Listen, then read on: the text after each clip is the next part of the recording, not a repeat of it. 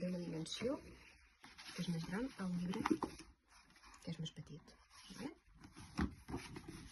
I la manera més pràctica i amb menys passos és agafar el llibre, situar l'escairat al vèrtex inferior i aixecar, marcar el primer plec d'altra solapa. I llavors amb això ja tenim l'altura del llom, diguéssim, del llom i tapa.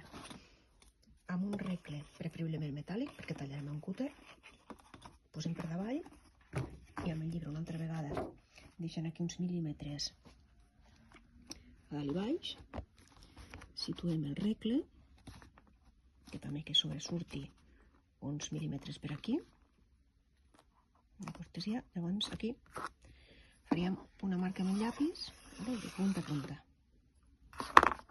És important fer-la de punta a punta perquè sabrem on hem de tallar per aquí.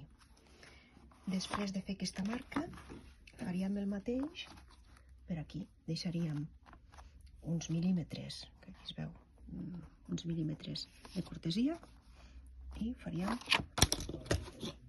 una altra marca amb el llapis, que ja l'he fet. Ara tenim aquestes dues primeres marques que ens diuen on arriba de llarg i on arriba d'ample. I d'aquestes marques he de traslladar el que és l'amplada del llibre cap aquí i cap aquí per fer el que seran les solapes. I ara, veient això, amb aquestes marques de llapis,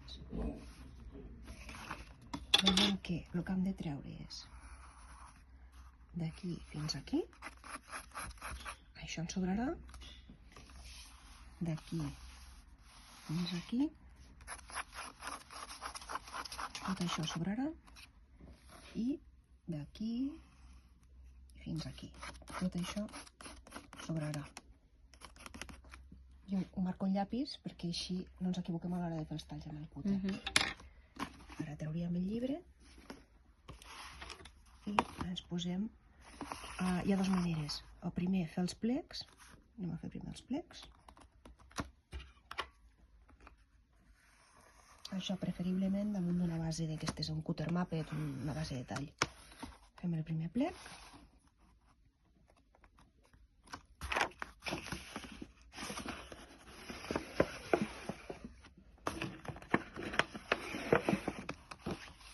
I ara faríem el segon plec.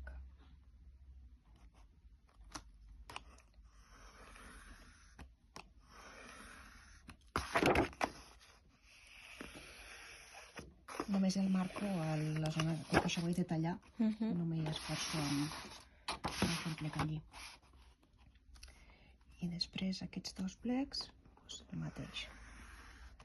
Farem el plec.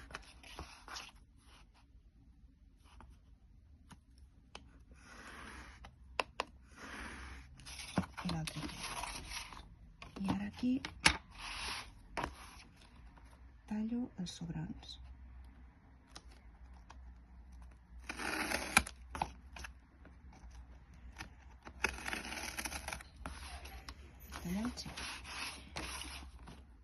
El moviment li faig talla una mica regulina aquest cúter també.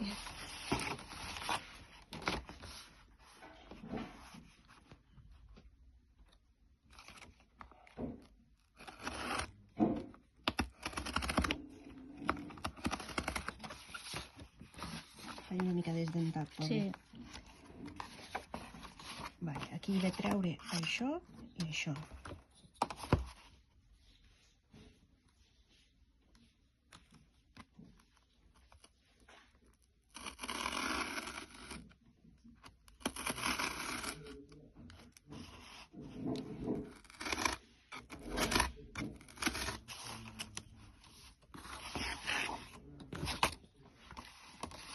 Talla molt malament, Això haureu de repassar amb tisora o amb... Espera, fica pausa un momentet.